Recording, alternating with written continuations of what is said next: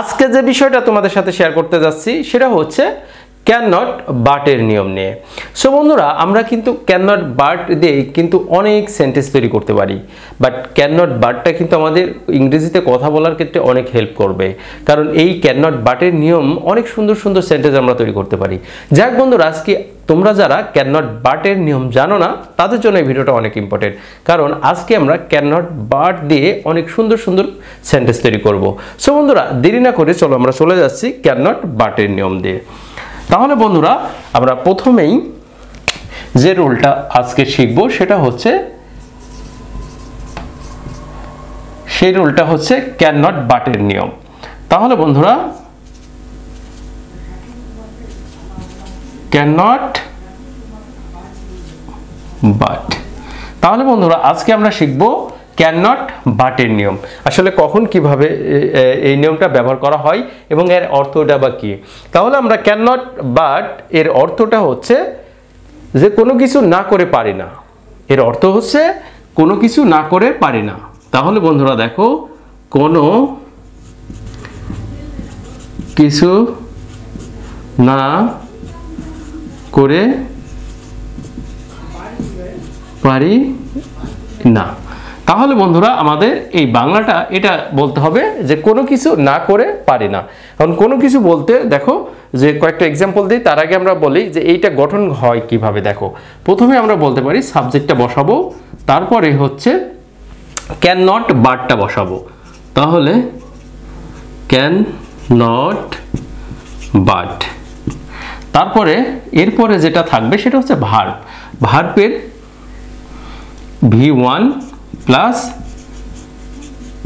বাকি অংশ। তাহলে বন্ধুরা, এই জায়গাটাই আমরা দেখো, এখন আমরা যদি একটা এক্সাম্পল দেই যে ক্যান নট বাট, তোমাদের কাছে মনে হচ্ছে যে অনেক সেন্টেন্সের ভিতরে যখন থাকবে এই ক্যান নট বাটের অর্থটা কিন্তু করতে পারবে না। যদি আজকে তোমরা জেনে যাও ক্যান নট বাটের নিয়মটা বা অর্থটা, তাহলে আর কখনোই তোমাদের আর সমস্যা হবে না। তাহলে বন্ধুরা, ক্যান নট বাটটা আমরা একটা এক্সাম্পল দিতে পারি। যদি বলো যে আমি না হেসে পারি না, সেই জায়গায় আমি না হেসে পারি না। তাহলে আমি এখানে বলছি আমি না হেসে পারি না, তাহলে কি হবে দেখো, প্রথমে আমরা সাবজেক্ট বসাবো আই, তারপর একটা ক্যান নট বাট বসাবো, তারপরে কি করে পারি, আই ক্যান নট বাট কি করে না হেসে। তাহলে হাসার ইংরেজি কি, লাফ, LAUGH, লাফ মানে হাসা। আই ক্যান নট বাট লাফ, আমি না হেসে পারি না। যদি বলো যে সে না খেয়ে পারে না, তাহলে সে না খেয়ে পারে না। সেই ক্ষেত্রে দেখো, সে না খেয়ে পারে না, তাহলে আমরা কি দেব যে she can not but it. এখন যদি বলো যে সে ভাত না খেয়ে পারে না, তাহলে she can not but eat rice. যদি আমরা ভাতের কথা বলা হয় সেক্ষেত্রে কিন্তু আমরা লাস্টে কিন্তু ভাতটা রাইসটা দিয়ে দেবো। যেমন সে ভাত না খেয়ে পারে না, তাহলে she can not but eat rice. যদি বলে আমি না নেচে পারি না বা মেয়েটি না নেচে পারে না, তাহলে মেয়েটি না নেচে পারে না। তাহলে এই জায়গাটায় মেয়েটি না নেচে পারে না, তাহলে আমরা কি লিখবো দেখো, তাহলে the girl can not but কি করে পারে না, নেচে, তাহলে ডান্স। তাহলে the girl can not but dance, the girl can not but dance, তাহলে মেয়েটি না নেচে পারে না। তাহলে এরকম ধরনের আরো কিছু এক্সাম্পল আমরা দিতে পারি। যদি বলা হয় যে